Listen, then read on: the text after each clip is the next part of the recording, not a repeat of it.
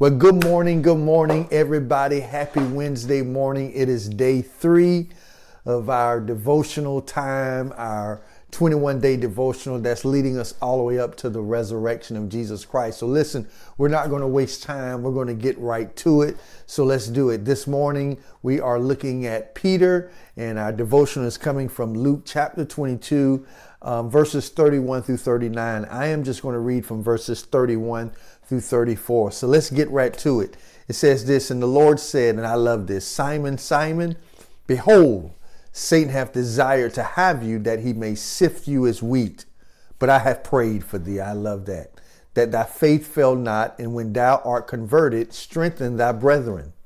And he said unto him, Lord, I am ready to go with thee, both into prison and to death. And he said, I tell thee, Peter, the cock shall not crow this day before that thou shalt thrice deny that thou knowest me. So let's talk a little bit about Peter, who we see here in this devotional on this morning. You know, few characters in the New Testament arouse such empathy as Peter. Peter was one of the inner three, along with James and John, the disciples whom Jesus took with him on certain occasions when the rest of the disciples were left behind.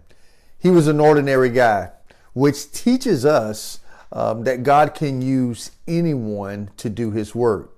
You don't have to be of royal blood. You don't have to be the son of a CEO of a Fortune 500 company. God uses common people. You know, and the amazing thing about Peter is that he was a common person that God used in an extraordinary way. Now, we learn some things from this text that is very astounding that I want to share with you. I want to give you 3 quick things before I have you on your way that we learn from this text. Here's the first thing. Nothing you do surprises God. Nothing you do surprises God. Jesus said, you shall deny me. Jesus already knew what Peter was going to do and how he was going to deny him, but still and yet, he still decided to choose him. So your failings, your stumblings, your fallings doesn't surprise God. So never feel like you let God down, because God knew even before he chose you the mistakes that you were going to make. That's the first thing I want to give you. Here's the second thing. In Luke 22 and 31, it says, and the Lord said, Simon, Simon, behold, Satan, or the devil, hath desired to have you that he may sift you as wheat. Now hear me good. Anytime you're going to be used by God, the devil will fight you the most.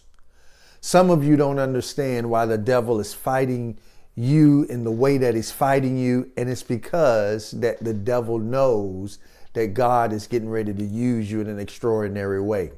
Some of you don't understand why the devil is fighting your kids so much. It's because he knows what God is going to use them to do in the earth. Anytime there's great potential in your life, there's always going to be great opposition from the enemy. So anytime you're going to be used by God in an extraordinary way, get ready for a fight from the enemy. Matter of fact, if the enemy is fighting you really hard right now, it is an indication that God is going to use you in an extraordinary way.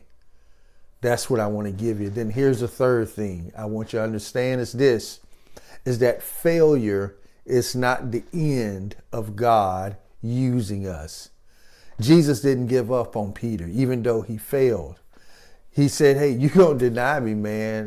You're going to mess up. You're going to deny that you even know me. Even though you spent 3.5 years with me, you saw me do miracle after miracle. You saw me walk on water. You saw me feed the 5,000. You saw me heal your own mother-in-law. You saw all the great things I did. You saw me raise Lazarus from the dead. You saw all of that. And you still going to deny that you even know me?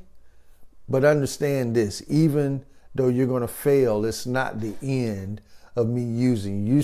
I'm still going to use you in a powerful way on the day of Pentecost. Jesus knew about Peter's denial long before it happened, and God still decided to use him. Listen, if you failed, if you had a great failure in your life, it is not the end of God using you. I don't care how bad you've messed up. I don't care how many times you've messed up.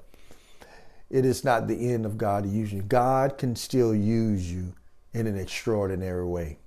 Listen, I love you, people of God.